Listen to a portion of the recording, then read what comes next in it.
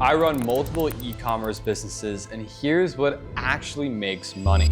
A lot of people like to come on YouTube and make videos about e-commerce and just how to run e-com businesses, and they plug in their shitty courses and their shitty mentorships. But let me tell you guys, not a lot of people actually run the business model. We make over $20 million a year with e-commerce. I'll put our results all over the screen. If you watch any of our other content, you know that I've only preached legitimacy, and everything I teach and talk about is coming from my own personal experience running this business. The issue is it's too easy to get misled in this industry. There's so many routes you can take. There's so many different things that work. And at the end of the day, if you really put your mind and energy behind it, you can make anything work. The real question is, what are the easiest things and the right things to focus on to make things work? Coming from somebody who runs e-com businesses, my day-to-day is just me managing our brands. We're always expanding our brands. I've taught and mentored thousands of students to do the same as well. There's only a couple really important things that make money, and the market is always changing. So it's up to you guys to be on top of what's working, what isn't. And that's why I wanted to make this video to go over what are some things that actually make money. Now, what is this video not? This is not a get rich quick scheme.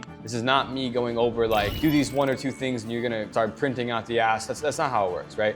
I wanna talk about just certain things that I'm focused on as a founder, certain things that I see other founders focused on as well, and what really comes down to running a successful e-commerce business, or like me, a successful e-commerce portfolio.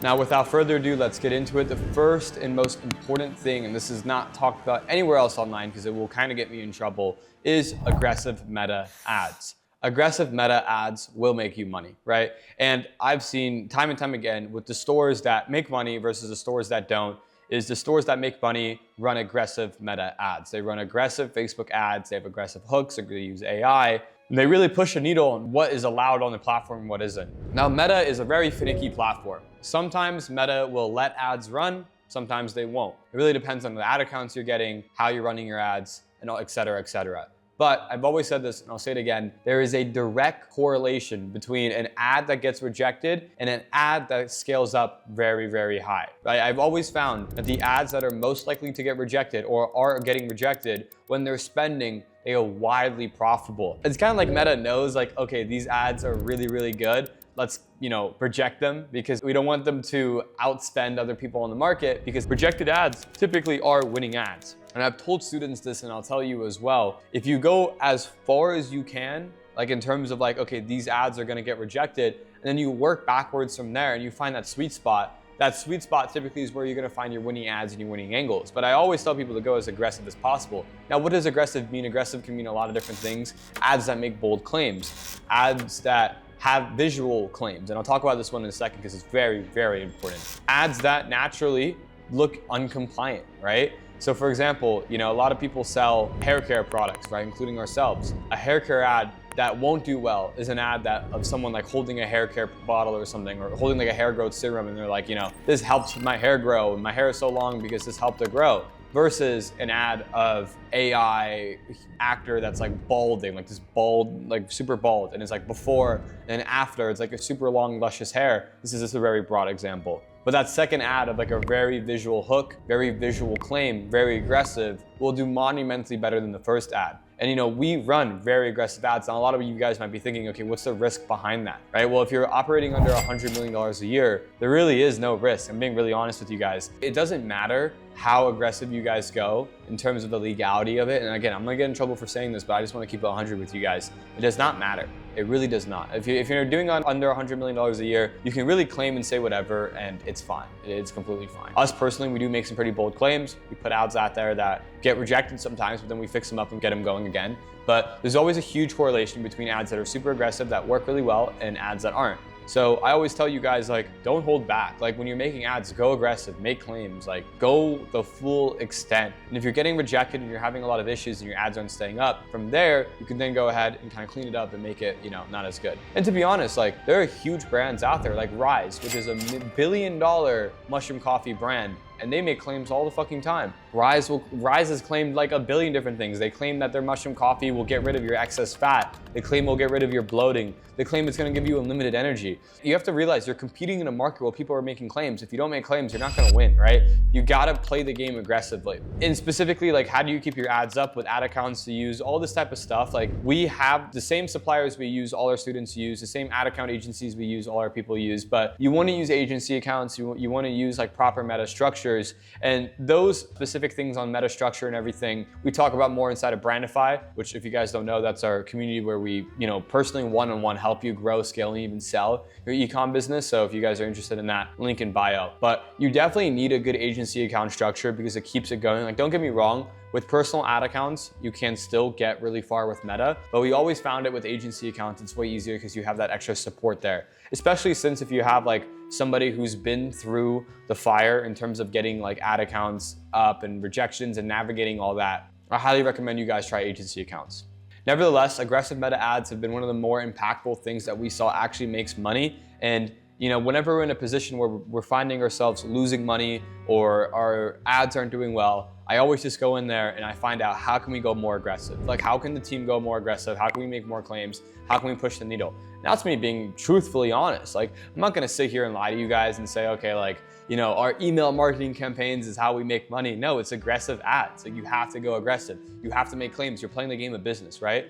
And you guys can see this right now where a lot of advertisers are on TikTok Shop. A lot of people are using TikTok Shop content on Meta. If you guys just take one quick look at Calo Data, which is the largest TikTok Shop product research tool out there, and you look at some of the creatives for the top listings being like, like these supplements and weight loss teas and whatnot, you guys will quickly see fast enough how many claims these people are making, how crazy aggressive the market is. And you will realize quick enough that if you want to compete with these people, you have to play on the same playing field.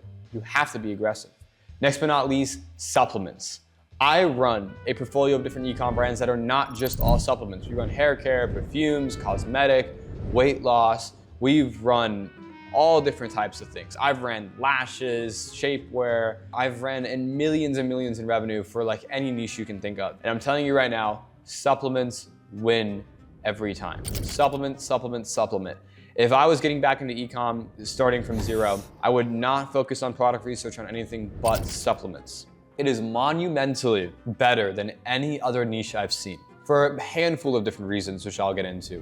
One, you can make more claims. So it bounces off the first thing. Like, I will tell you guys a story. There was a couple years ago, I went to an affiliate conference, right? And if you guys don't know about these affiliate conferences, they're all over the world. They have them in Vegas, New York, they have them in Dubai. They're affiliate summits and whatnot. They're really popular if you look them up. I highly recommend you guys go if you haven't been to one already. And I met this guy who's made literally over $100 million selling supplements online as an affiliate and as an offer owner, meaning like he's owned his own brands and he's ran traffic for other brands. And he's sold all types of supplements, men's supplements, women's hair care, weight loss, anything you can think of, right?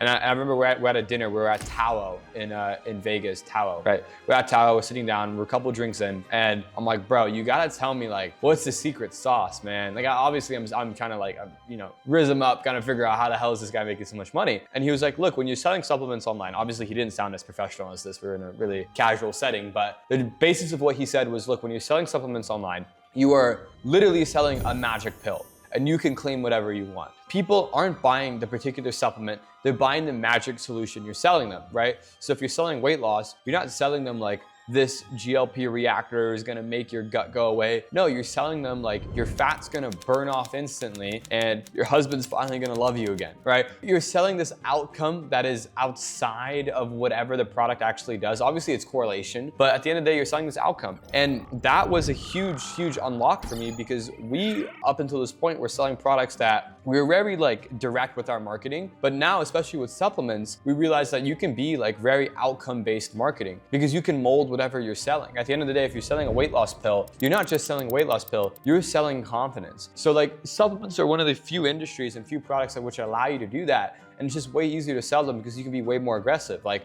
you can say like this pill will literally, fix this, this, and this. People will buy it. People will buy it. Trust me, I'm making millions off this shit. People will buy it. And that's why I tell our Brandify students, like, only sell supplements. These are the type of supplements that work. These are the type of supplements we're selling. Here's how you guys can sell it as well. So we're very open about that. And by the way, guys, if you do want to learn more about how we're selling our particular brands, how we set up our ad accounts, what type of products we're selling, how we set up stuff, what type of supplements to sell. And if you want that one-on-one help as well, I do have the plug in our community, Brandify. We're doing about like $500,000 a day in student revenue right now. We are literally the largest e-commerce community. We literally guarantee on this community because it is insane, right?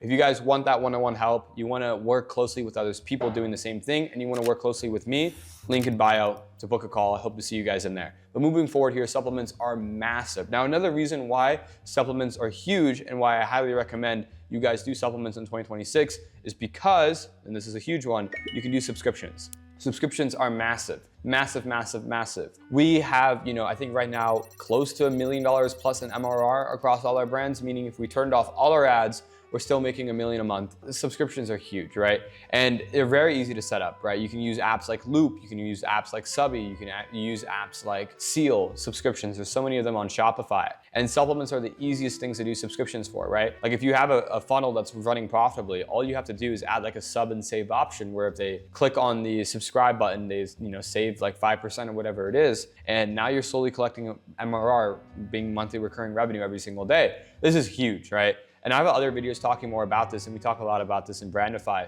But just to give you guys a little rundown, subscriptions sometimes can end up becoming the biggest thing in your business. And if you're not doing subscriptions in 2026, you will be left behind. Last but not least, one of the things that actually made me money last year and has made a lot of e-com brand owners money as well is something that a lot of people overlook. It's very basic, but it's very overlooked, and that is seasonal sales. Seasonal sales are something that a lot of like these bigger brand owners, including myself, will often overlook because it's not like the most evergreen and best tactic, but it is monumentally important to success, right?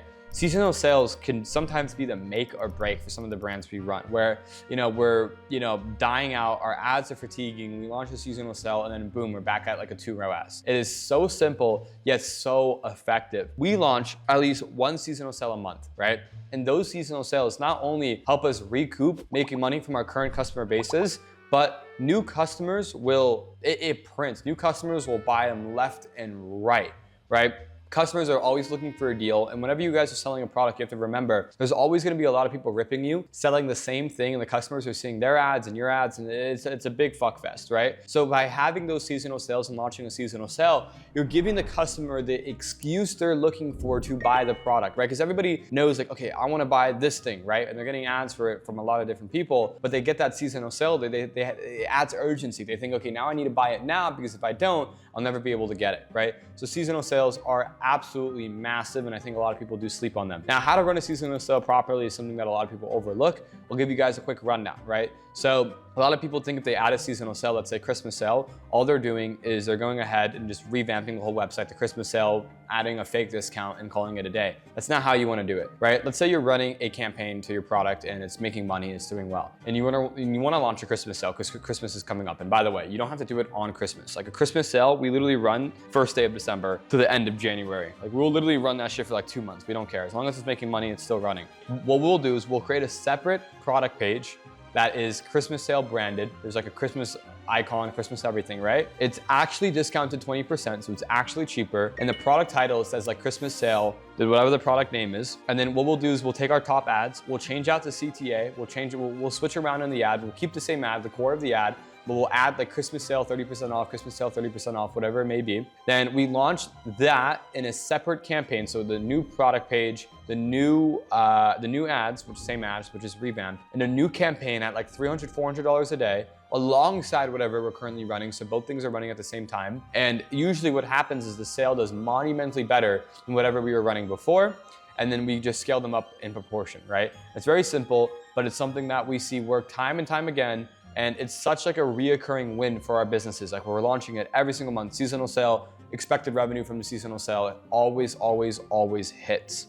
And these are just some of the core things that actually make money in e-commerce. And I know there's a lot of fluff out there where it's like, oh, like, you know, have really good email marketing or have really good SMS and you'll make money, blah, blah. It's all bullshit. Like, these are the 3 things that we saw that actually make money in e-commerce and will still make money in 2026. And if you guys are in e-commerce or starting out or wherever you're at in your journey, these are some of the things that you want to focus on and shine a light to. And if you guys want more one-on-one help to build, scale, and even sell your own e-commerce business, the link is in bio to join Brandify and work one-on-one with me. I hope you guys like this type of content. I hope you guys like this video. If you guys did, please leave a like and subscribe, and I'll see you guys in the next one. Peace out.